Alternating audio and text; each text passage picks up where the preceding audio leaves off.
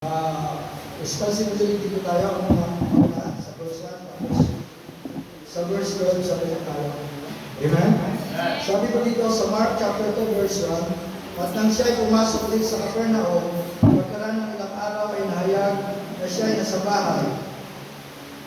At marami nagkatipon, ano at hindi na magkasya, kahit sa pintuan man, at sa kanilang sinasayang ang salita. Verse 3, at sila'y nagsidating na may dalang isang lalaking lumpo sa kanya, nausong ng apat. At nang hindi sila makakapit sa kanya, dahil sa karamihan, ay kanya pinakabak ang buwan na kanyang kinaroroonan, at ang gayo'y pinakasira, ay ninuhos sila ang bigaang pinahigaan ng lumpo. Verse 5, at pagkakita ni Jesus sa kanilang pananampalataya, ay sinabi sa lumpo, anak, pinatatawad ang iyong mga kasalanan. Ngunit mayroon doon nakakaupang sila sa mga iskriba at nangagpupulay-pulay sa kanilang mga puso. Verse 7, bakit nagsasalita ang taong ito ng ganito, siya'y namumuso, siya ang makapagpatawad ng mga makasalanan, kundi isa ang Diyos lamang. At pagkaunahan ni Jesus sa kanyang espiritu na sila ay nagpupulay-pulay sa kanilang sarili, pagdakit sinabi sa kanila, bakit pinupulay-pulay ninyo ang mga bagay nito sa inyong mga puso? Verse 9, halimbaga ang lalong maagang sabihin sa lumpo, ipinatatawad ang iyong mga kasalanan, o sabihin, magtindig ka at buhatin mo ang iyong higaan at tumakat ka. Natapat ang pagmamahalan ng inyong anak ng tao ay mga kapamahalan sa lupa na magpatawad ng mga kasalanan, sinabi niya sa lupo. Verse 11, sa iyo ko sinasabi, magtindig ka, buhatin mo ang iyong higaan at umuwi ka sa bahay mo. Sa verse 12, sabi ko tayo, At nagtitig siya at pagkakay binuhat ang higaan at tumawag sa sarap nilang lahat. Ano ba nagtatakas silang lahat? At niluwalhati nila ang Diyos na nagsasabi, kailanman hindi tayo nakakita ng Panginoon. Amen. Maraming salamat po sa nagbabasa ng salita. Pag-aralan po natin ngayon ang tungkol po sa apat na lalaki. Kayo po na lalaki. Dakilang Diyos na makapangyarihan sa lahat. Salamat na sa biyaya mo sa bumagapon, sa inyong pag-iingat, sa lahat ng bagay, Panginoon, na aming ginawa, lalo ng Panginoon dito sa church. Salamat, Panginoon, sa inyong pagtitigan at katapatan niyo po sa aming buhay. Salamat po, Ama, sa galing ito na sa aming pag-aaral ng salita. Kailangan po namin, ibigay niyo kami ng panglawa, upang maunawa namin ang salita na ating pag-aaral sa galing ito. Tulungan niyo po ako, Panginoon, kayo po mauna, at kayo po magsalita, Panginoon, sa inyong mga salita na aming sasabihin.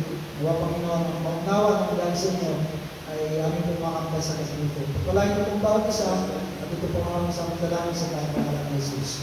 Amen. Ngayon na po kayo makaupo. Ang pamagat po ng aking title po ng aking message sa galing ko. Ang foreman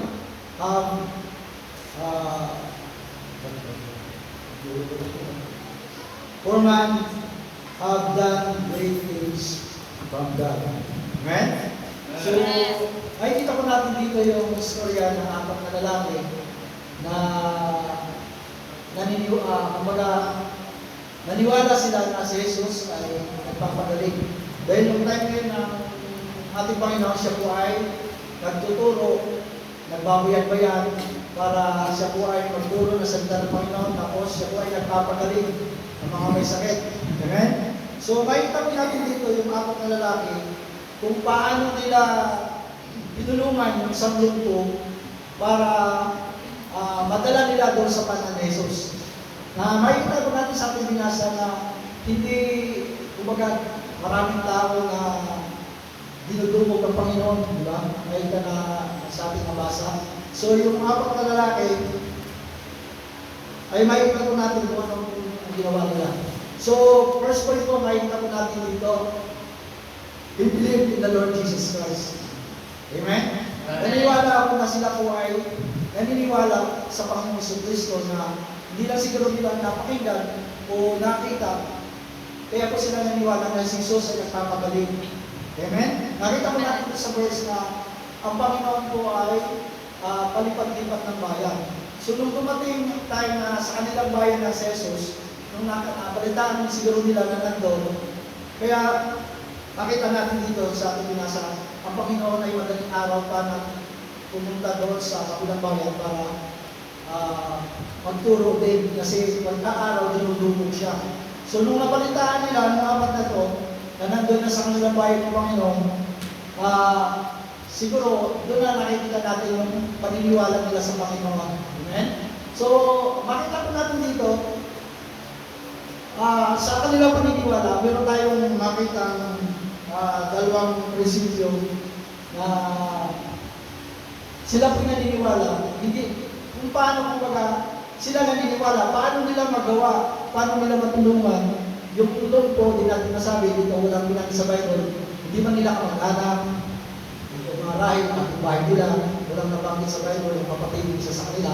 Pero itong apat na to, makita na natin makita, sa kanilang paniniwala, nagkaroon sila ng desisyon. Amen? Amen.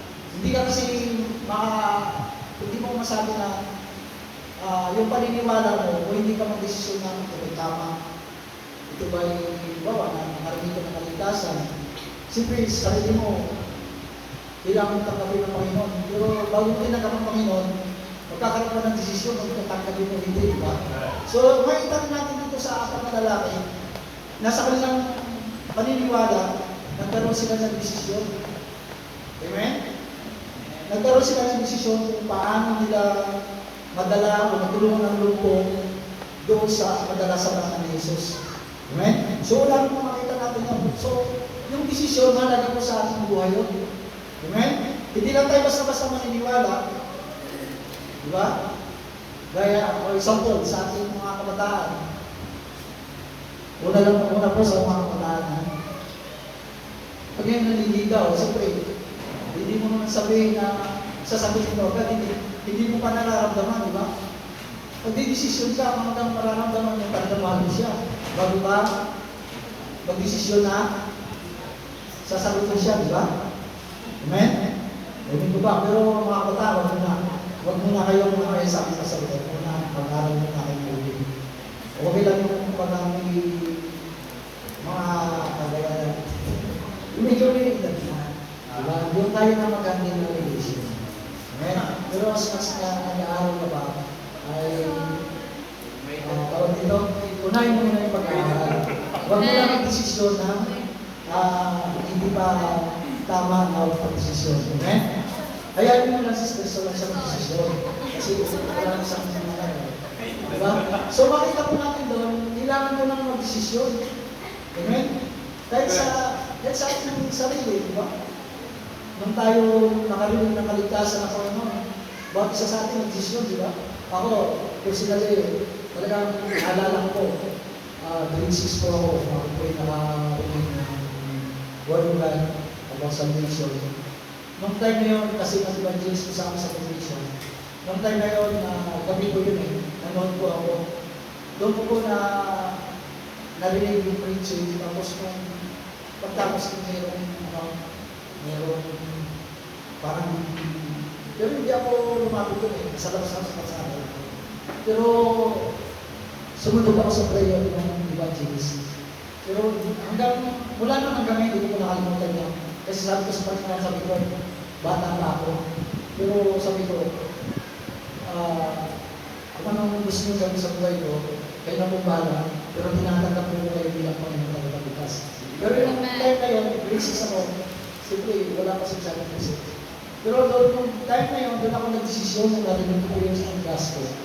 Pero hanggang ngayon, hindi ko makalimutan yung kung paano ko, kung isa-isahin ko, yung pinagdaanan ko sa buhay ko, ay sabi ko nga, lumayo ka man sa Panginoon, kung talagang anak ka ng Diyos, sinanggap mo siya pinapangit ka ng pagkitas, darating na tayo na kahit lumayo ka, babalik at babalik ka sa Panginoon. Amen. Kasi naranasan ko yun, sa totoo lang, nag-basketball dito ako. Pero yung mga yun ay mas matindihan. Pinalo ko ng Panginoon. Kaya palalak lang po na may balak ay mag-basketball na slide. Kasi pag dumating ang time na papalawin ng Panginoon, napakasakit. Ako naranasan ko sa aking buhay kaya nung ako may pamilya na, doon ako nag-desisyon sa aking buhay. Sabi ko, ayoko na lumaki yung mga anak ko na hindi nakakilala sa Panginoon. Kaya yun, talagang lahat, sinuko sa Panginoon. Yung desisyon ko natin ay napakalaga ko sa ating buhay. So, makikita ko namin dito sa apat na ito na kalalakihan na sila hindi lang maniwala, nandoon yung desisyon na ginawa nila. Paano ba nila matulungan? Paano gagawin nila ito sa lupo? O, siyempre, bago na kayo mag-uusap sila, ano gagawin natin? Ilagay natin ito sa kumot, bubuhatin natin, isa siya, di ba? Kasi nakalagay dito, usong-usong nilang apat, di ba? Siyempre, bago nilang gawin yung gano'n, mag-iisip nila sila, magpaplano sila, kung ano maging desisyon nila, di ba? Tama po ba ako? Kaya makita ko natin dito, ang desisyon ko, hindi lang po na maniwala, bagos meron pong makibat na desisyon. Amen? So, yung pangalawa po ay, kailangan po natin ng word. Amen? Yung paniniwala natin, kailangan tayo mag-desisyon, tapos tayo, pag naka-desisyon na tayo, may kakita po yun na gawa. Amen? Amen. So, hindi lang po sa pag-desisyon. Kaya makita ko natin dito kung paano nila nadala yung doon po sa kanan ng Panginoon, di ba? Sila po ay nagplano, nagsisyon muna, tapos nagkaroon po isinagawa po nila. Amen? Kaya dumaling din doon po dahil meron silang desisyon, tapos meron silang gawa na ginawa para doon matulong ngayon po, di ba? Gagay po nga ni Jesus Christ, di ba? Hindi lang sinabi pa sa John 3:16, di ba? Puro God sunod doon. Di lang doon natapos, di ba? Ano pang kasunod? Nagiging. Ano yung aksyon ng Panginoon, di ba? Dahil mahal ng Panginoon yung sanlibutan. Kaya, kakakibat ng pagmamahal, ng paniniwala o believe natin ay nandun po yung desisyon at saka gawa. Amen? Kung hindi po natin sasama, di ba? Nakalimutan yung verse, faith without work is dead. Right. Amen? Kaya yung ating pananampalataya, kung hindi natin samahan ng gawa, ay wala rin kwenta, di ba? Kaya sabi ng Panginoon, kung talagang ikaw ay anak ng Panginoon, pakita mo sa buhay mo, hindi lang yung nasasalita, kailangan makita po sa ating buhay araw-araw. Amen? Amen. Hindi lang sabi na puro lang tayo salita, mahal mo ng Panginoon, hindi ka na naman sa church. Amen? Pag-araw ng Sunday, nasa ka. Mahal mo ng Panginoon, pagdating dito sa church, nakaupo ka lang. Amen? Hindi ka makapag-awit, hindi ka makapagsigaw ng hallelujah sa Panginoon. Amen? So, ibig sabihin ko dito, kung tayo may paniniwala, kung tayo may pananampalataya, kailangan may kalapit po na gawa. Amen? Ano po ba ito? Say amen. So, yung makita natin dito, di ko matagin dito, mabilis na ito. Walit at kumpals na ito. Amen? Sana po ay masunod niyo po ako. Amen? So, yung makita po natin, ang dalawang kagibat po ng believe. Di ba? Makita po natin yung desisyon sa kayong work. Pagka naniniwala, magkaroon ng desisyon, kung tama yung paniniwala mo, kung tama, i-apply mo yung gawa. Amen? Kagaya po sa ating pananampalataya, di ba? Kaya, kung nalaman ka sa lugar nyo lang, nalalaman ka ikaw ay baptist, tapos pagdating ng linggo, di ka makikita na pumunta sa simbahan. Paano makikita sa mga kapitbahay mo na baptist ka o nakakilala ka sa Panginoon, ay pagdating ng Sunday, di ka naman sa church. Right. Amen? So, may kaakibat na gawa o work. Amen? So, yung pangalawang points po, makita po natin dito yung burden person. Amen? Nakikita po natin dito na nagkaroon sila ng burden doon sa lumpo. Nakikita po natin dito yung apat na nakita nila, siyempre, nakakaawa. Paano makakalapit sa Panginoon? Lumpo. Tapos napakaraming tao. So, nagkaroon sila ng burden doon sa lumpo. Sabi niya, paano? Siguro, di ba, may imagine natin. Kaya nga sila nagdesisyon. Kaya nga, nagpaplano sila kung paano ang nilang gawin para madala nila yung lungko sa kanan ng Panginoon. So, nagkaroon sila ng burden. Amen? So, kung sa ating spiritual na pamumuhay po, nakikita ko po yung ating ginagawa po natin sa soul training. Amen? Yung burden person. So, admit po ako, totoo lang ako, hindi po nakakamisan na nakakasama ko sa pagsulili. Pero, meron pong marami ng branch sa sasakyan. Pag nagkagasolina kami, sa kalawa ako ng bibig ng branch. Kaya hindi ako nawawala ng branch sa sasakyan. Sabi ko, hindi ako nakapagsama ng pagsulili. Pero at least, di pa paano, nakakapagbigay ako ng branch. Kung nagkagasolina lang kami. So, makikita ko natin burden person.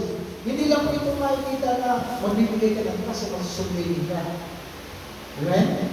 Yung burden person, kahit sa lugar natin, sa ating mga kapitbahay, diba? Yung ating kinikilos, ang ating ginagawa, ay naging isang patutukoy sa kanila, kahit hindi tayo magbigay ng trust sa kanila. Diba? Yung kung paano namumuhay ka na may Diyos sa iyong buhay, sa mga kapitbahay mo lang, makikita ka hindi na sinusultingin. Personal po na testimony, yun ang malaking bagay po na magiging sultingin sa inyong lugar o sa inyong mga kapitbahay. Amen? Amen. Nasabi ko natin, Kristiyano tayo, hindi man nakikita sa ugali natin. Amen? Sana po dito sa atin, hindi nakakawalan po ng nagmumura. Amen? Amen. Wala po Kristiyano na nagmumura. So isa rin po yung sa magiging patutuko sa ating mga kapitbahay. Kumbaga, kahit hindi na natin sila share na class kasi nung hindi pa tayo nakakilala sa Panginoon, nakikita nila kung sino tayo. Masama tayo, kagaya nila. Amen? So, makikita po natin na kung tayo po ay nakakilala ng Kristo, nakikita yung pagbabago sa ating buhay. So, malaking impact po yun. Kahit hindi ka naman sumili, masusunod mo yung mga kapitbahay mo. Ako nga, sa ito lang. Sa amin nga, talagang kami nakikita na namin. Pero okay lang kasi tuwing pumunta ko sa bahay, may panglating namin sa amin.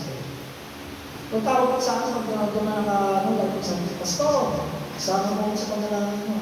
Laging gano'n, Pastor, parang ako. Tuwing pupunta ko sa church, pag sa kanto niyo siya nagkamantay, gano'n gano'n. Kaya sabi ko, okay lang mo. Parang parang naano rin ako kasi may maraming tao dahil gano'n ang tinatawag ka ng mga pastor. Sabi ko, hindi mo naman pastor. Kaya sama mo sa prayer. Pero ibig sabihin mo, yung malaking bagay po yun sa kanila eh. At yung nakakilala ka nila na naglilingkod ka sa Panginoon. Kaya, minsan, nakikita ako pero okay lang sabi ko, kasi nakikita ko na naglilingkod ako kayo. Pero at least sabi ko, hindi man, kasi nung hindi pa ako nakalala sa Panginoon, alam nila yung buhay ko. Kaya, at sabihin na isusulwin mo sila, araw-araw, hindi man iniwala sa akin. Kung yung nakikita nila yung buhay ko dati, ay gano'n na rin. Kaya ako nagpapasalamat sa Panginoon dahil kahit sa aming lugar, sabi ko nga yung lagi ang prayer ko sa amin, lalo sa aming negosyo, na sana yung ilaw na binigay ng Panginoon sa amin ay laging lumiwanag. At makita yung na hindi mamatay man. Sabihin ko lang, wala nang pinagkaiba, gano'n din, sisimba rin. Gano'n din, parehas hindi sa amin ang ginagawa. Diba? So malaking bagay po sa, kumbaga, kung mayroon ka pa rin sa kaluluwa, kahit yun na lang, kung hindi mo makakagawa mo sundin isusunduin mo na lang bagay sa sarili mo para makikita nakikita po sa kanila yun. Amen? So, napakaganda po ng mensahe ng Panginoon. Minsan, may kalis sa atin na talagang kailangan na natin ang patuloy. Maraming mga struggle sa buhay. Meron maging Kristiyano sa tuloy lang. Meron nasa po talagang ay tayo, hindi naman tayo na mabuting tao ng dati pa. Kaya kung makita natin yung ginagawa natin dati, na makikita rin nila, tapos walang pagbabago sa atin. Just mistake, sabihin natin Kristiyano tayo, di ba? Amen? Amen. So, yun po, makita po natin doon ang burden for soul. Yung nakakita ko po doon sa apat na lalaki na nagkaroon po sila ng burden doon sa lungkot at nagkaroon po sila ng desisyon. Di ba? Ano yung nabasa natin? Nagkaroon po sila ng desisyon para tulungan yung lumpo para may dala, may lamin sa Panginoon para gumaling. Amen? So, third point po tayo. Pupahuli na lang po. Yung makita po natin dito yung brotherhood ng buwan na natin. Amen? Doon po natin makikita yung pagkakaisa nila, apat. Yung pagkakapatilang nila. Hindi mo natin masabi kung sila po yung magkakapatid o ano.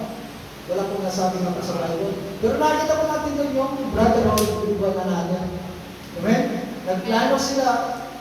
Sinagawa nila yung plano nila para matulungan nila yung lumpo kung paano nila madala po sa panang Jesus para gumaling.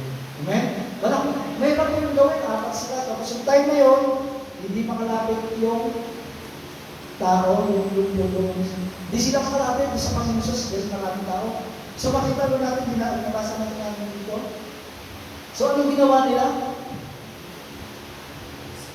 Dinaklas nila yung bubungan ng bahay na nandun si Jesus Christ. Pero sabi ng isa na, yung bahay na hindi ka kayo parang siguro natin ngayon, ganyan, nakayero. Doon sa panahon ng Jesus Christ, baka siguro yung bubungan siguro, yung mapulit na pinatigas nila. So, kung sa ngayon pa lang natin mga ngayon, baka hindi akma sa panahon natin ngayon. Pero makita ko natin doon, binakbak nila yung bubong para maitulog nila yung lumpo para sa matatabang ng si Kristo, tapos mapagaling ng Panginoon. Amen? So makita ko natin doon yung brotherhood, pagkakaisa nilang apat. Amen? So paano natin ma-apply ko sa ating ito nga, nakikita ko po kanina sa mga testimony nyo. Yung brotherhood po ng mga nanay na nagpapakahal po sa inyo. Amen? So, doon po natin makita yung basta nagkakaisa tayo sa gawain ng Panginoon, sama-sama, kahit mahirap, basta sama-sama madali. Sabi ng Mrs. kanina, hindi sila masyadong pagod kasi marami sila. Amen? So, makita po natin yung brotherhood po doon. Amen? Kaya, bawat project ko, bawat gawain mo dito sa church, sana po, dalawin mo na sana magkaroon po kayo ng brotherhood. Sama-sama, tulong-tulong, para yung gawain ng Panginoon ay lalong lumaan. Amen? Kung mapastara natin, kabayaan natin, hindi yan tayo, makaraos, pero kailangan po natin pastara. Amen? So makita ko natin, mahalaga po yung brotherhood. Yung mga ginawa po ng apat na kalalakihan.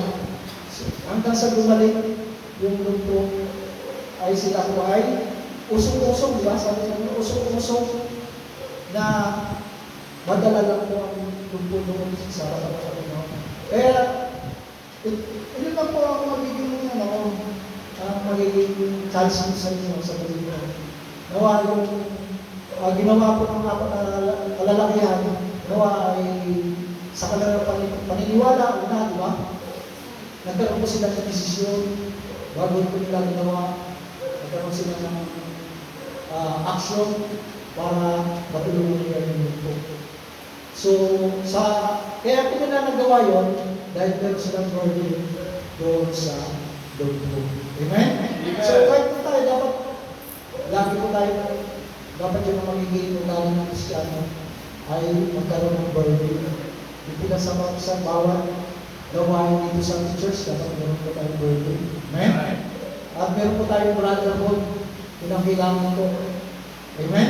Then, isang gawain po, pag walang pagpinahayaan po natin sa isang tao ng dalawa, mahirap. Oo, mga matatapos, pero mahirap. Yung tagumpay na sinasabi, ay mahirap talaga mga kami. Amen? So, kanina nga, sabi meron pa bukas pa. So, mahinom nyo na nga kayo ng DBBS. Nagtagumpay na, di ba? Kasi bukas warning na. Amen? So, nagpapasalamat tayo sa Panginoon dahil sa ating mga kapatiran na talagang kahit mahirap, nagsama-sama at tulong-tulong para mapagaan ang gawain natin.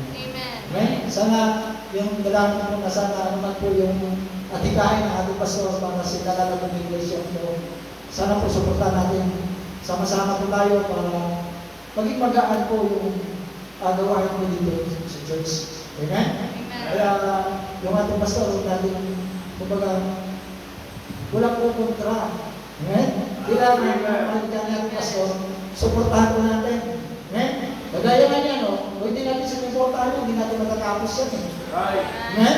Kung yung pastor natin ang mag-ano, hindi natin matatapos. Pero salamat sa Panginoon sa bawat member na nandun yung brotherhood at din yung pagkakaisa para sa gawain na ano man ang magiging project ng iglesia dito ay andun tayo sama-sama magkaisa para po sa karamatan ko tayo ng gawain.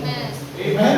So maraming salamat po sa kapito. Ito lang po ang gawa yung karoon po na encouragement sa inyo na ano man ang ating paniniwala, kailangan po hindi tayo basta-basta grab magsundang ng mga opportunity. Kailangan natin mag-desisyon kung ito'y tama, kung ito'y panalangin sa mga event. So, yun lang po. Alam po natin na pag tayo sama-sama, talagang magaan ang bawat ministry na ating pong nagawang sa Diyos. Dahil po na Dakilang Diyos, maraming salamat Ama sa biyaya mo sa dito. Salamat sa iyong salita, namin po napag-aralan. Tunay nga po, Panginoon, napakabunod po sa amin. Salamat sa paalala na kami po, Panginoon, ay patuloy na magsama-sama bilang isang katawan, Panginoon, ng iglesia nito, at sama-sama at mga Panginoon, nagdikain ang aming pastor para po sa ikalalago ng ministry dito, pag sa iglesia nito, Panginoon. Nawa kami mga member ng iglesia nito, Panginoon, ay sama-sama magkaisa, Panginoon, para po sa katiparan, para sa ikalalago ng iglesia nito. Salamat po, Ama, sa gabi nito, sa inyo, Panginoon, salamat. Ito po ang aming samang kalangin sa kahit pangalan ng Jesus. Amen. Salamat.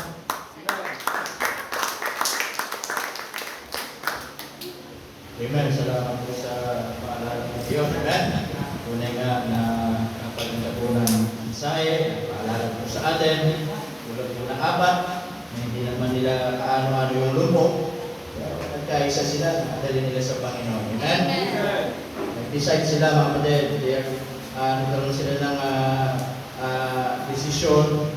At yung desisyon nila, pinangatawan nila. Tama? Yung desisyon na kahit anong mangyari, ang goal natin, mapagaling, madala natin itong lumpong ito sa Panginoon at mapagaling niya. Kasi naniniwala yung apat na hindi gagaling yung lumpo kapag hindi nila madala sa Panginoon. Tama? Pinangatawan na nila. Kaya makita nila, pagpunta nila doon sa bahay, wala silang madaanan dahil ang dami mga tao. At yung mga tao ngayon ay dinadaanan lang yung lumpo. Tama? Wala silang madaanan. Pero, pinangatawanan nila yung decision nila. Sabi niya, may paraan pa. Sirayin natin yung bubong. Wala na, pahala na yung mayari, wala tayong pakialam. Basta po natin, madala natin ito sa Panginoon. Tama? Amen, mga kapatid? Alam niyo po, kapag nag-decision tayo para sa Panginoon, mga kapatid, pangatawanan natin. At huwag tayong matatakot. Tama? Kung mag-decision kayo magpastor, pangatawanan mo. Ha? Kayo matakot? Mag-desisyon kayong maging missionary, pangatawanan nyo. Kayo matakot? Kasi naniniwala ko mga kapatid, kung alam nyo ang desisyon nyo yung kalooban ng Diyos, huwag kayong matakot yan. Sasamahan kayo ng Panginoon. Okay mga kapatid? Hindi ako nga, nung nag-desisyon ako umalis sa showbiz. Hindi ako nagsisi. Tama? Hindi ko pinagsisi yung mga kapatid. Yung pamilya ko lang yung nagsisi. Bakit? Wala na akong bibigay sa kanila. Pero ang sinasabi ko, kung alam mo, ang desisyon mo ay para sa Panginoon, huwag kang matatakot. Because God is with you. Amen? Kaya sabi doon, sama-sama sila. Tama? Alam niyo, sama-sama tayo dito sa church. Amen? Walang po kontra. Kung may po kontra, lalapit sa akin, sasampanin ko. Ha? Alam niyo, dapat pagdating sa Panginoon, gawain ng Panginoon, lahat tayo, iisa lang yung goal natin. Walang po kontra. Tama? Katulad po ng napag-aralan natin last Sunday, it's all about ministry. Amen? Tama? Minsan ay tayo ba yung blessing? Tama? O tayo ba yung mga visit? Minsan gano'n sa Diyos, may blessing ng miyembro, may mga visit ng miyembro. Tama, alam niyo, kailangan tayo lahat ng Panginoon. Hindi lang po ako. Ang ministry, hindi umiikot sa pastor, hindi umiikot sa asawa ng pastor. Ito ay pinagkatiwala sa ating lahat. Amen. Amen? Ako, tinawag lang ng Panginoon para magpastoran kayo. Sige, kayo dito, walang pastor. Di ba mahirap? Ngayon, ang posisyon ko lang, pastor ako ngayon dito sa inyo. But when it comes to ministry, sama-sama tayo. Amen. Tama po ba mga kapatid? Amen. So sana naintindihan po natin. Amen? Kaya ang mga taong po kontra, sana matulong ng kubra. Hindi po. Pero salamat po sa Diyos. Amen? Tulad po na sabi po ng ating kapatid, ano man yung adhigain natin dito sa church, para sa Panginoon, mga kapatid, pag pinagsama-sama natin yan, ginampanan natin lahat, yung mahirap, parang hindi natin naramdam, ang dali lang. Amen. Tama mga kapatid? Kaya dito, kung ano yung makita ninyo na pwede nyo magawa para sa Panginoon, huwag kayo matakot kasi para sa Panginoon. Tama? Yung apat, di na sila nagtanong. Baka pagalitan tayo ng may-ari, pag yan tayo doon, sisirain pa natin yung bubong niya. Pero naniniwala ko, mga kapatid, hindi sila pinagalitan ng may-ari. Tama? Dahil alam ng Panginoon kung ano yung gagawin na ng apat at kinuusap niya ng may-ari ng bahay. Amen? Tinatanong niya, sabi niya, meron darating nga pa dito, sisirain yung bubong. Ang bahala. Tama mga kapatid? Alam niyo isang gano'n Panginoon matulog ng awit, is already in your tomorrow. Amen. Amen? Nandito tayo, pero ang Diyos, alam niya na kung ano yung bukas kinabukasan mo. Amen mga kapatid? Amen. Kaya salamat po sa Panginoon. Okay, tayo po po sa ating pong prayer request po sandali. Bago tayo